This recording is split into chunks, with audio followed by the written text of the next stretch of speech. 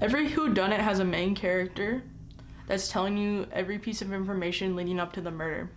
So my idea was, when writing this film, was, what if I made a whodunit where the main character is an unreliable source of information?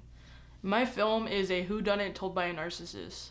So Ethan, the main character, is telling you the story of how Christina gets murdered, a girl from his friend group. However, he's only telling you what he wants you to hear, and he's not telling you what you need to know, like, the events leading up to it.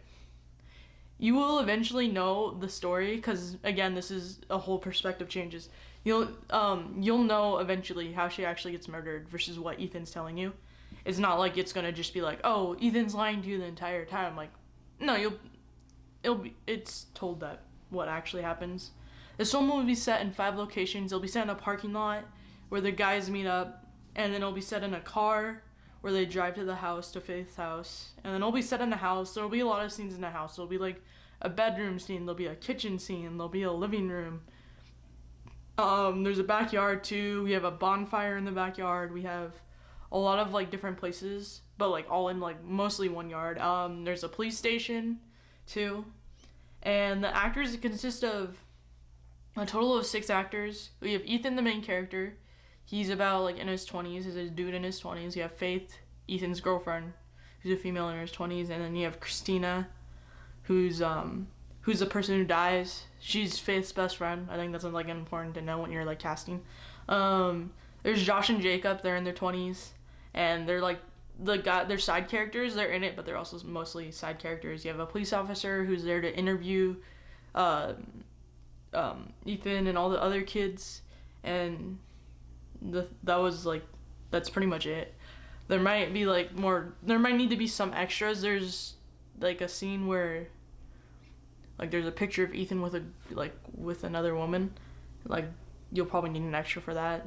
The hardest challenge will be like the order everything's filmed in, because whodunits, it goes back and forth a lot. It's like the characters remembering like things, how they were there, and so there's a lot of like when editing, like you have to like remember like this shot goes here, but it also goes here. I think that'll be like keeping that consistency might be a little bit difficult. There's a little bit of gore in this. It's not super gory. I mean, it's a whodunit, and she gets stabbed, so that's pretty much gore. But I mean, it doesn't need to be gory. I don't plan it to be gory. There's a little bit of swearing, but I don't think I could take that out if it really needs to be taken out.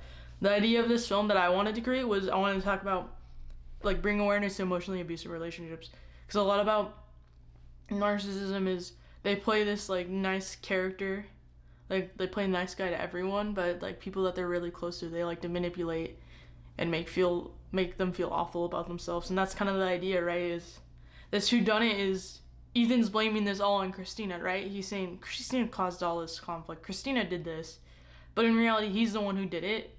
And that's something that I wanted to bring, because that's common when like it comes to like narcissism, but also it's the power of friendships too, because there's like Faith and Christina are very close, and when like you find out that Ethan is the type of person he is, there's like a lot of good moments between Faith and Christina too. So like it's about like overcoming abusive relationships, pretty much is what I wanted to create a film about. So yeah.